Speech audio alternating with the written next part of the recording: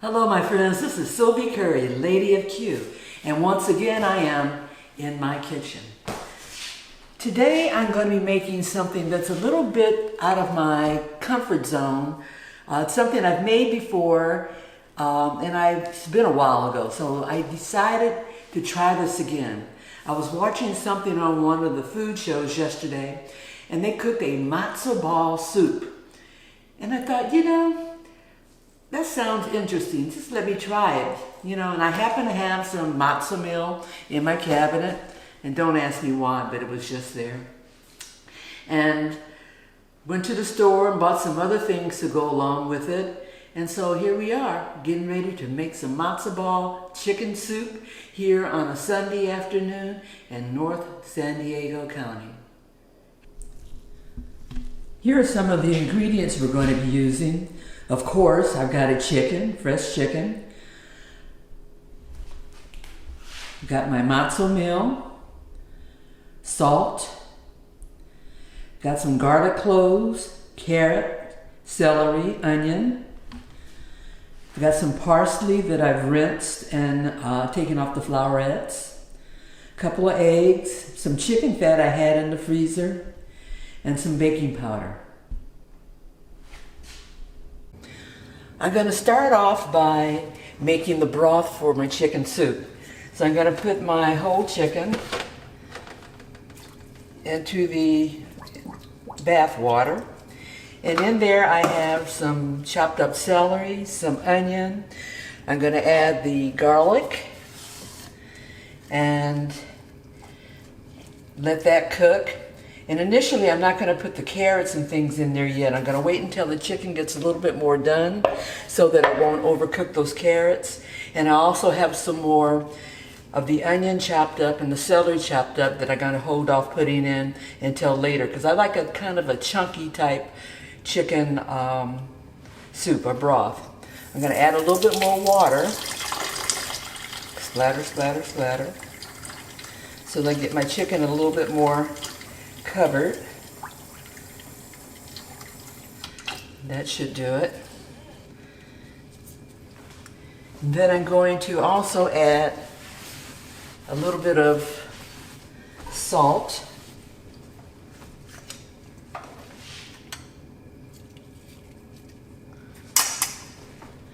And some pepper. A lot of the recipes that I've seen, they sometimes start out by making a broth with whole peppers, allspice, and a lot of other things in it, and then later on they strain that off so that they have a clear broth. I'm going to use the coarsely ground pepper. So I'm going to cover this, let it go, and check on it after it starts to come to a boil. Let the temperature come down some and let it simmer until the chicken is done so that I can shred and pull it apart. For the vegetables that are going to go into the chicken broth, I've already taken off the skin off the carrot, so I'm going to cut that into little pieces. And you can cut them any way you want. I'm cutting these diagonally because I just think they look pretty. And we always have to have pretty food. I'm also going to cut up my celery. It has been previously washed and rinsed. And I'm just going to make a coarse chop on it. Little pieces. Chicken soup is always something that is heartwarming. Be it a matzo ball chicken soup, chicken with dumplings, chicken with rice. It's just something very comforting about chicken soup on a cool day, just sitting around. It refreshes the soul is what I want to say it does. In addition, there are some who believe that chicken soup also has some healing powers. If you've got a cold or something that's contagious going on, having some chicken soup just seems to help heal and you feel better. I've got a whole onion, and actually I'm going to use the whole onion, and that's going into my broth, coarse chop.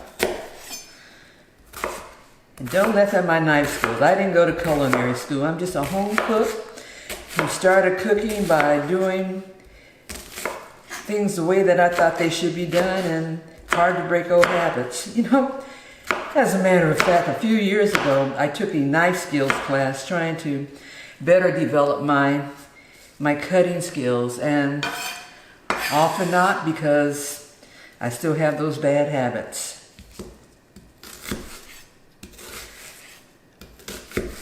In looking at a lot of the recipes for chicken soup, matzo ball soup, there are a lot of different ways of doing it, but in general, the basic ingredients are always the same. You're always going to have some carrots, some onions, some celery. There may be some dill added, and I think I might have some dried dill that I may add to my chicken broth also, just that added little flavor.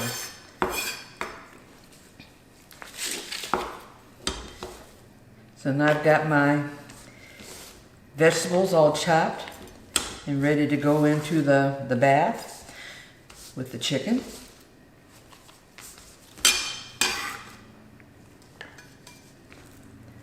Next up, we're going to be making the matzo meal to make the matzo balls. These are the ingredients for my matzo balls. I'm going to be using a half a cup of matzo meal, and this is the Manischewitz brand. To that, I'm going to be adding 2 tablespoons of chicken fat, and I had this in the freezer from previous times I've cooked chicken. I just saved the chicken fat. I'll be adding 2 eggs.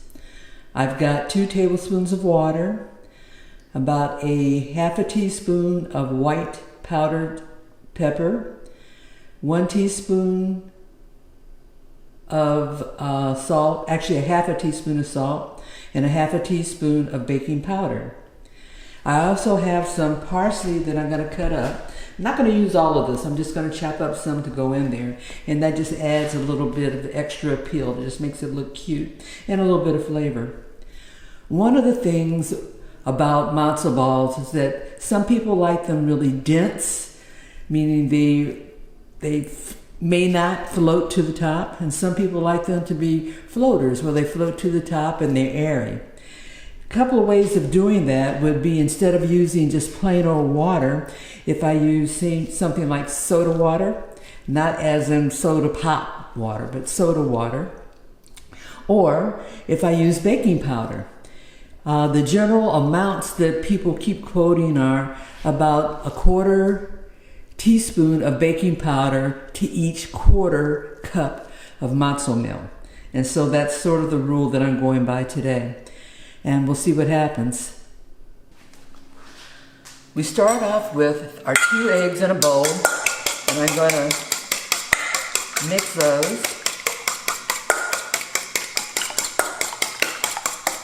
Get them incorporated very well.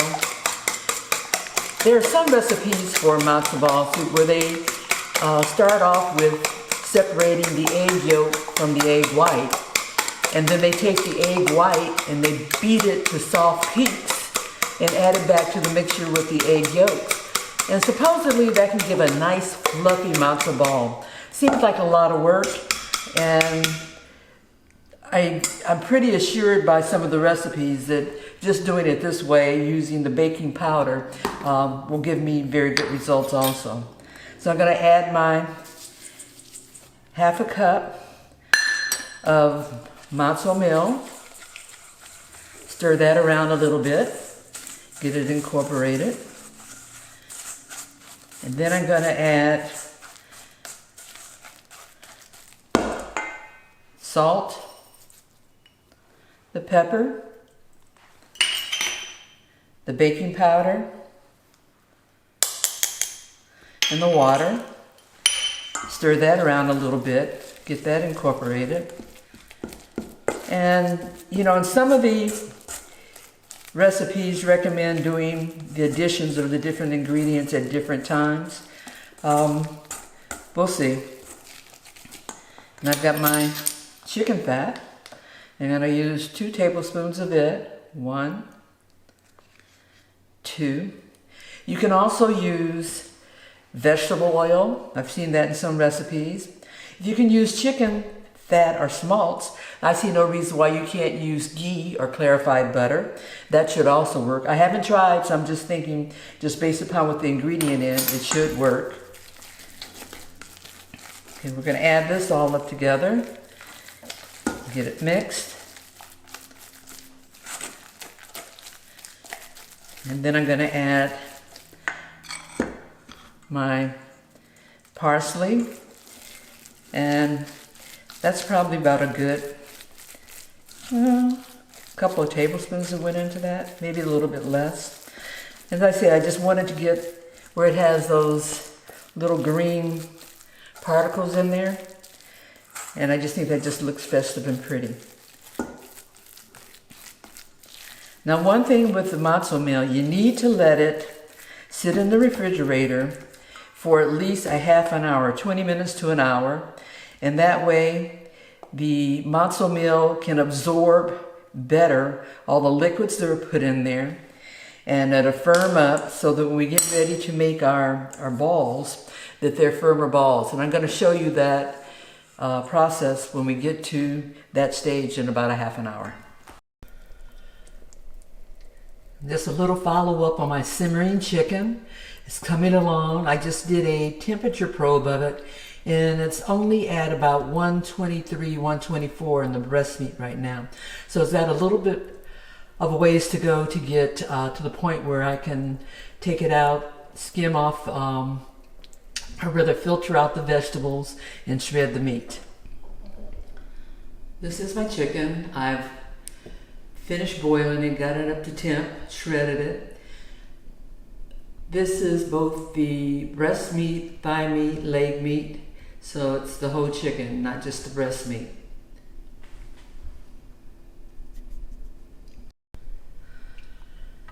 I took the broth that I used to boil the chicken and the other vegetables, took out the chicken, strained off or filtered off all the other vegetables, and now I'm going to add fresh vegetables to it.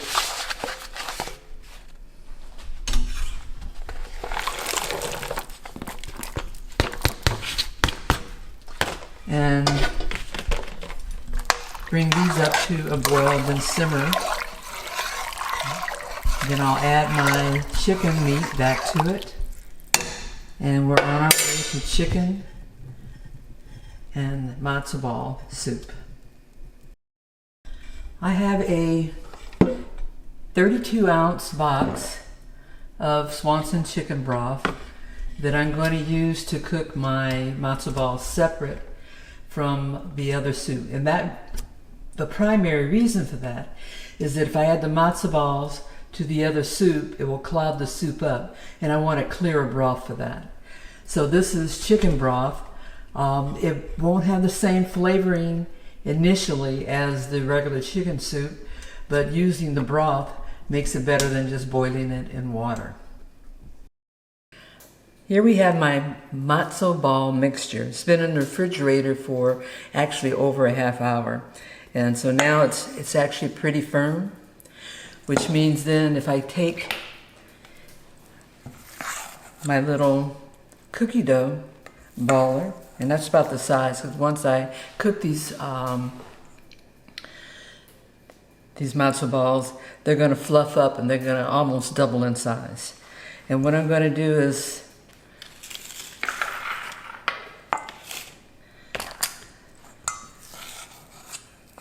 weigh them out and put them on a plate.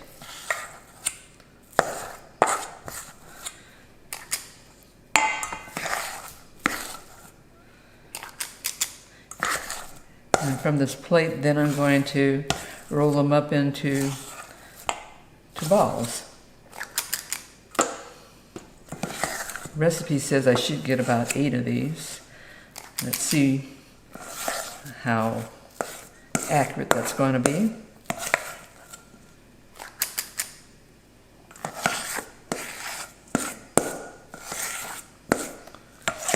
1, 2, 3, 4, 5, 6, 7. Pretty accurate. And actually this is some extra which I'm going to attempt to use on some of the balls that don't look like they're quite even.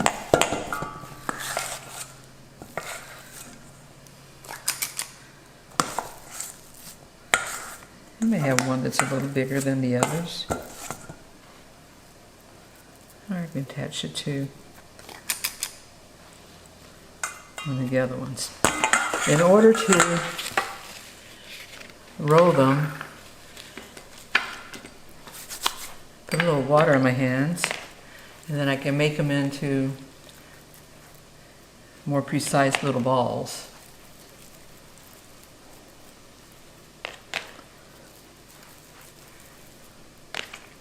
I've got my broth over there heating up to a boil, and I'm going to put these matzo balls in that chicken broth, separate from the one that I'm using for the chicken soup.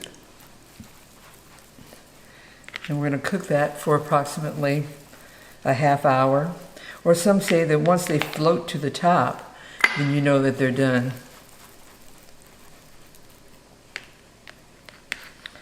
One, 2, 3, 4, 5, 6, 7, 8. Okay, they're my matzo balls.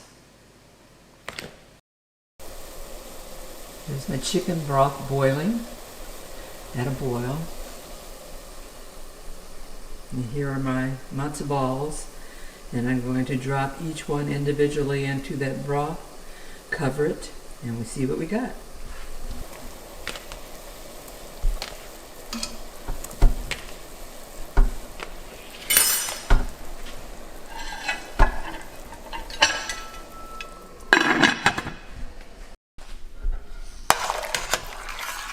This is my chicken broth. It's been going for about 10 minutes now. And I'll add the chicken to it closer to the time when the matzo balls are ready. What I also added to this chicken broth, which I didn't add in the beginning, are some red bell pepper, yellow bell pepper that I cut up into little pieces and put in there, just for added texture.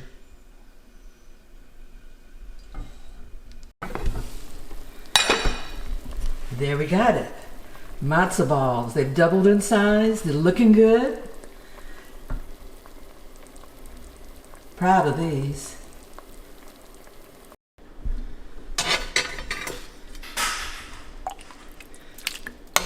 I've added the chicken back to the broth. My matzo balls are ready. So now, the only thing to do is put it together and eat it.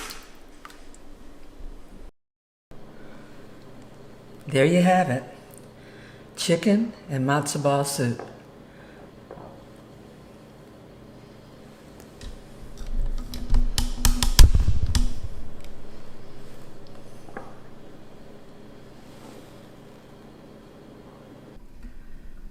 I wanted to take one of the matzo balls and just cut it open so you can see how fluffy it is.